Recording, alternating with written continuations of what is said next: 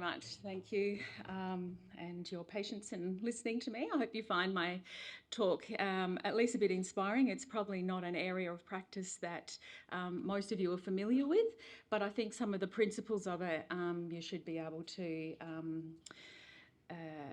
find you can apply to your own setting.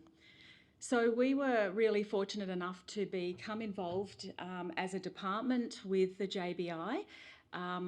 It was something set up by our senior management team, and they came up with 3 practice focus areas for us to work on. One of them was on line access, one is on the developmental environment for the newborn baby, and the other was nutrition, so quite broad areas. We were asked to express our interest in becoming involved in a multidisciplinary group within and work with the JBI. And then we attended 2 workshop programs, one on evidence synthesis and one on how to implement the evidence. And during those workshops, we got the opportunity to delve into our current practice and explore what does constitute good research and guide our evidence-based practice, because, you know, it's a buzzword. We're all trying to do evidence-based practice. The other upside of it that I thought was really exciting was to contribute to a JBI database of evidence-based practice and also to improve our own clinical outcomes. The workshops themselves, exhausting, overwhelming, a little bit confusing. We felt really respected in the environment amongst our colleagues, but also by the JBI team, because we were just novices, most of us, in doing it. And we were really optimistic and excited about the outcomes for that.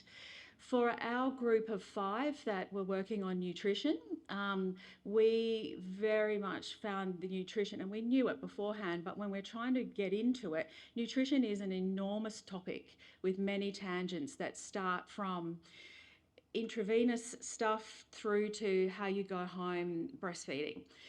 And that journey for some babies is months and months and months, and various ways to do it.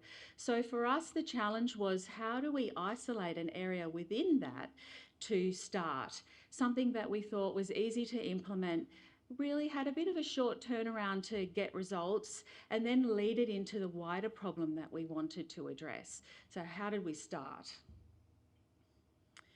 We had the opportunity with Ashley to put forward all our ideas, and she took them away as a researcher and came back with some great synthesis of the different areas of practice.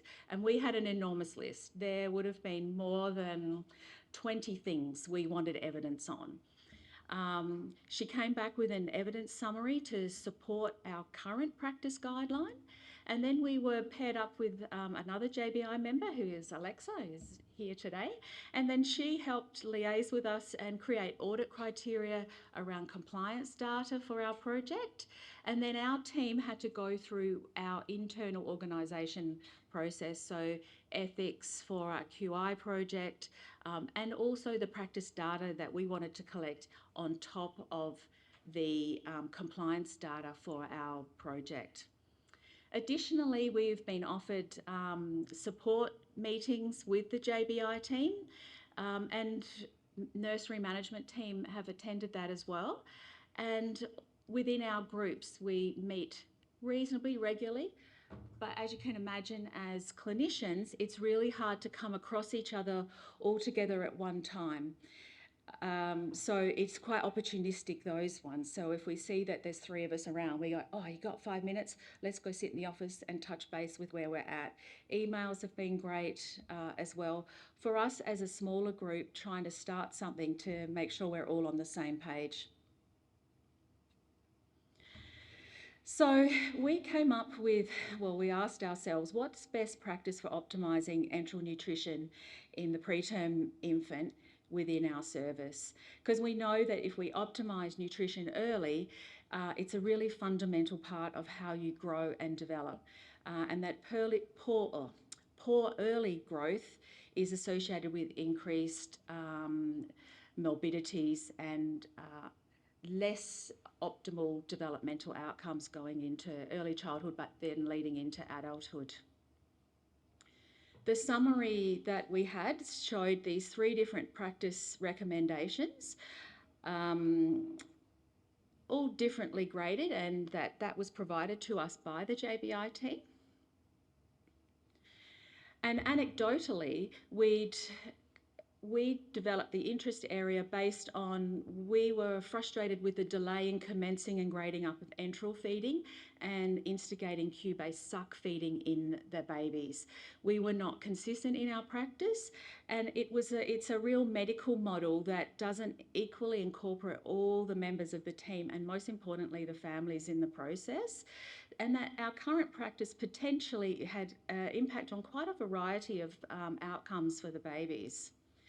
So we decided we would implement a nursery feeding plan, because as you saw on that previous list, the third one was that a structured plan led to better outcomes with feeding. So we wanted to improve the time to reach the full feeds, but also take the inconsistencies out of practice, and reduce the incidence of necrotizing enterocolitis, which is a gut issue particular to preterm babies that can have, it has very bad morbidity but also mortality.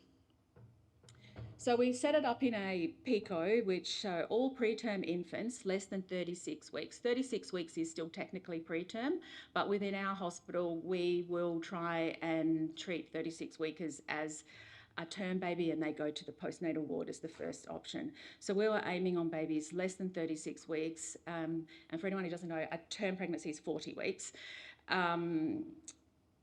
That would be in our service. So if you're less than 36 weeks, automatic admission into the service. We wanted to standardise a feeding pathway for the first week of life, versus our current practice, which is not a standardised pathway. And then we were going to look at how we transition the babies to full enteral feeds. And if we manage to do that, then you're going to have a corresponding drop in the length of time that babies need invasive access. Our current feeding guideline met all the criteria, but it's buried in an enormous document of 45 pages of hospital policy.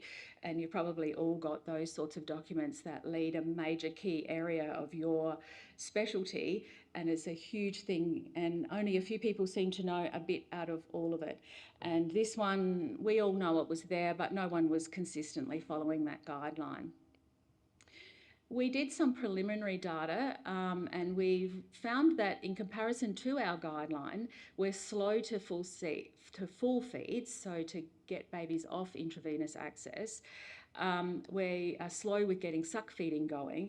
We're also inconsistently adding fortifier, because a lot of preterm babies need additional calories, and so it is routine practice to put fortifier in at a certain volume, and that we don't clearly document any nutritionally based care.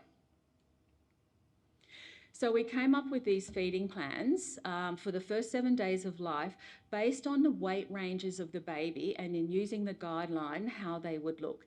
So they asked the nurses to put in the baby's gestation and the birth weight once they found the right plan, and then it automatically populates the feeding rates start and when they would grade up, when you would add fortifier. And also when you would start other things like PDHM, which is the pasteurised donor human milk. We need to get consent from parents for that. And then other trial programs like GIFT. And then when we take the lines out. So that's just a bit closer up, because I realised that they put all 4 of them onto one page. So the top section of that is actually an Excel spreadsheet. So when you enter the first, like in the insert section, it's set up to populate the other data. And then the second section, the middle section, is looking at the nutrition guideline, and then the third section is the safety. We set out how-to guides for the staff, emails, in-service staff. We set these little things on a folder in the desktop. We put a traffic light system in for safety. because we want the nurses to manage this. We don't want them waiting for the doctors to come around and increase feeds, just increase feeds as per the guideline. But these are the criteria to watch out for. We did about a 4-week introduction process as we rolled out the feeding plans. Obviously the challenges and enablers that we found are the same everywhere, and time is always a massive thing.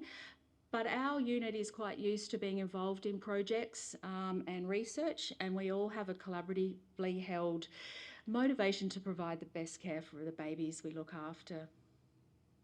Early feedback when we did implement the feeding plans, the staff were finding it difficult to access the central computer, just not on their WOW, so we changed it to be on the SharePoint so you could access it from the WOW. There was some confusion around exclusion criteria, and that in some babies, even if they basically met it, they might have something else going on. It was okay to override it. There's an obviously inconsistency with getting the plan printed in the early stage.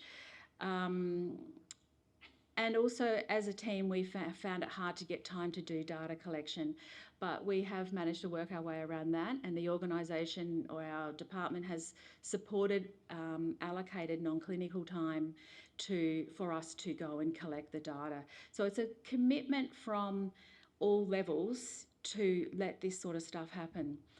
We also created this little logo, and then we've popped that around on all the computers. So if you're looking at a computer in our department, you're looking at a logo stuck to it to remind people to do stuff. This is a part of a bigger, wider plan that we're looking at. So it's stage 1, and as you can see, it's only a few weeks in. It's probably about 8 or 9 weeks in. We haven't done any post-implementation data collection yet, and we're next sort of looking towards introducing suck feeding early and developing a plan where we get parents involved in that process early on, because we think that'll be a lot more successful. Going home from our nursery is very much when you're doing suck feeding. So this is a thing we want to get started and working better.